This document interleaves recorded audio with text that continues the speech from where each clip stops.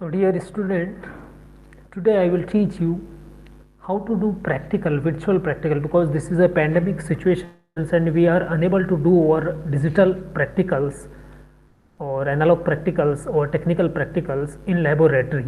Now this time the best tool is the virtual tool, because virtually we can perform all those practical. Whenever we talk about the virtual practical, means practicals on the software, e-learning method via practical, so then one branch is struck in our mind, there is computer science, that is computer science, but we belongs from electronics and electrical background, so there are certain tools, certain software tools by which we can perform our practical.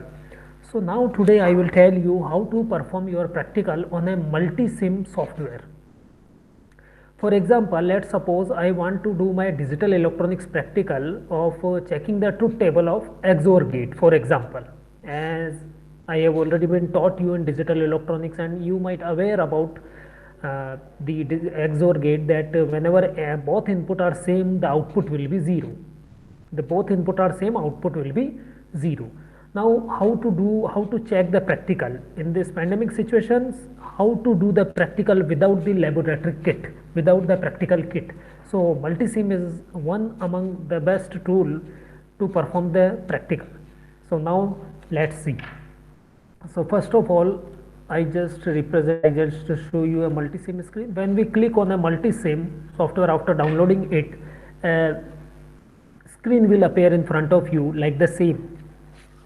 Yes, this one. Now here this is a multisim software. We have to perform the XOR gate. So first of all, go into place and component, then click on MISC digital. Yes, then MISC digital show you certain ICs, because we want XOR gate, so just click on XOR. Where is the XOR? Now see, check, find out the where is the XOR gate, and yes, so click on XOR and then OK. Then just left click on the screen. So now this XOR gate will be in front of you. So this XOR gate will be in front of you. Now the rest of the things are, we have to connect with this XOR gate to check the result. So first of all, for the current limiting resistors, we connect 100 ohm resistance at the input side as well as at the output side. So again click on MISC, then basic, because resistance, capacitance, the basic elements, switches, like these elements can be easily find in MISC. Then click on register. Then which capacity resistance you want? I want 100 ohm, so just type 100 over there and then OK. Then how many 100 ohm resistance you want? 300 ohm resistance, 2 for the inputs and 1 for the output. OK. Now rotate them either, or if you don't want, no need to rotate them. I just rotate them, so it will looks like very good. So just right click and then rotate 90 degree, nothing else.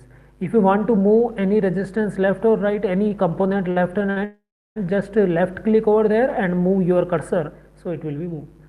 Now left click at the one side of resistance and leave your left hand on from cursor after connecting where you want to connect it by clicking. Okay, so one input is connected with this 100 ohm, second input is also connected with this 100 ohm, and one output is connected with this 100 ohm. Okay, now 1 ohm resistance is also connected, because we directly apply the power supply. The general power supply is 5 volt, so 5 volt DC power supply we apply, so we also have to connect 1 ohm resistance at the input side and output side. So again go into basic, then register, then type which value resistance you want. I want 1k, so just 1k resistance. Okay, 3 times, 2 for the inputs and 1 is for the output. 1 2 no, not needed for the output, only the input we apply the DC power supply. at the output side we will find the result. Okay, so again rotate, if you want to rotate it by right click, then at rotate mark click left. Okay, so now connect one from the one input, okay, and second from the second input. Okay, now this 1 kilo ohm second points are connected to the ground.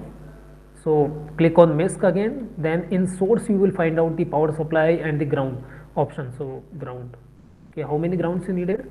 2 for 1 kilo ohm resistance. Okay, you can short them also, but I use separate, and 2 for the another 2 inputs, another 100 ohm resistance, and 1 for the output 100 ohm resistance. Now how to connect? The 1 ohm resistance is directly connected with the ground like this and like this, and to show the input, what is my input here, which input is high, which input is low, and to show the output and to check the output, which whether the output is high, whether the output is low, we connect here the LEDs. If LED glow, it means that particular terminal is high, and if LED is off, the means that particular terminal is not on. Yeah, there is no input at there, means zero input at that side. So go on MISC, then you can type in all families LED here. Just type all families and type the LED, then you will see LED symbol or the, okay.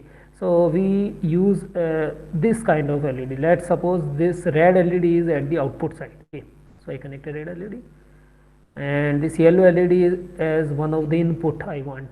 So this one is one input, and this green LED is second one input. Okay, so this one is second input. Okay, now the positive side is, the negative side is connected with the ground, so I just move this ground to connect with this. Like similar here, this negative side is connected with the ground, so I just move it, and the resistance is connected, that resistance value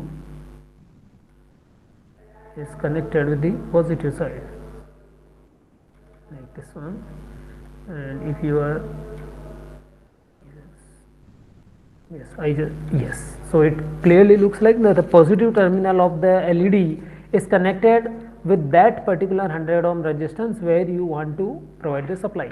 Similar to this green LED, now C1 is connected with the ground, and the cathode is connected with the ground, and the anode is connected with the 100 ohm resistance of the input side.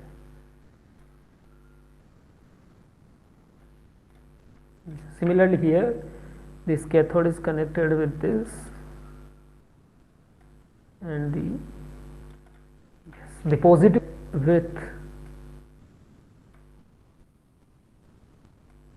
the anode is connected with the 100 ohm resistance, and the cathode is connected with the ground. For the yellow LED, for the green LED, all LEDs. Okay, now to give the input, we first connected as 2 switches because there are 2 input terminals. So in basic you will find out the switch option. So in switch option, select any 2 terminal switch, one for the input side, one is denoted as A, so one is A, and okay.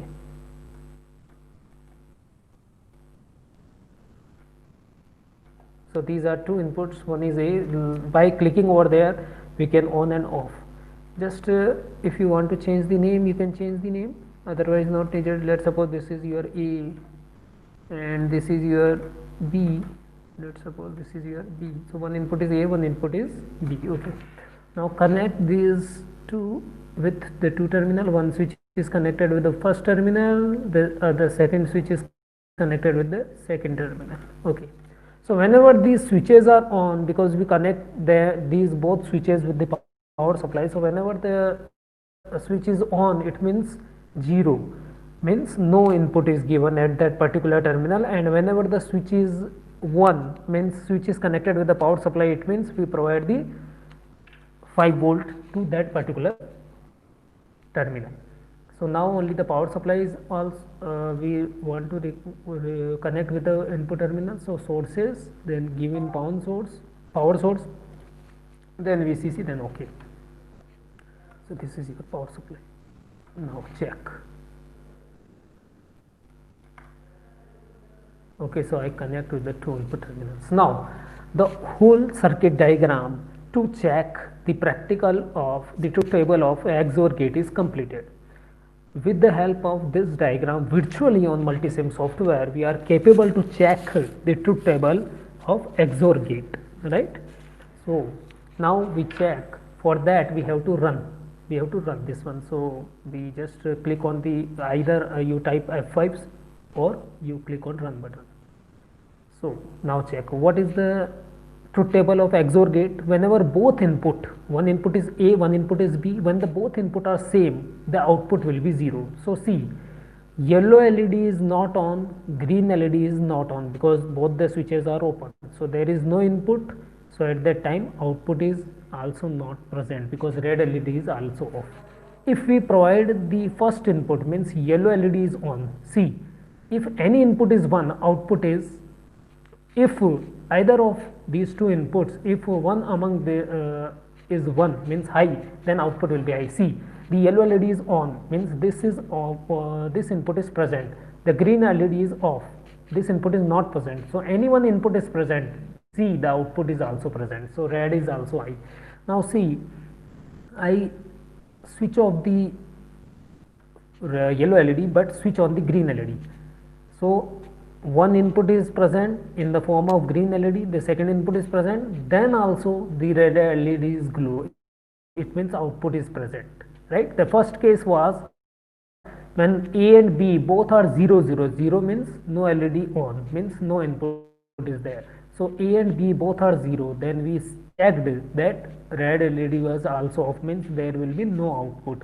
When yellow LED is on, it means first input A is 1, but green LED is off, it means B is 0, 1, 0. Then also output is 1. Then output is 1.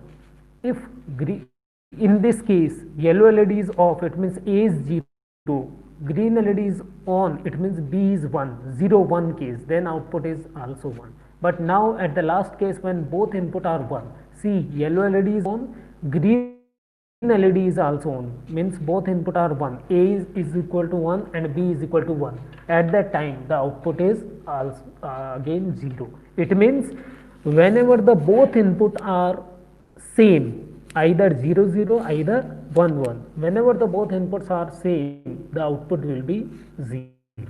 So it is proved, and we proved it on Multisim software.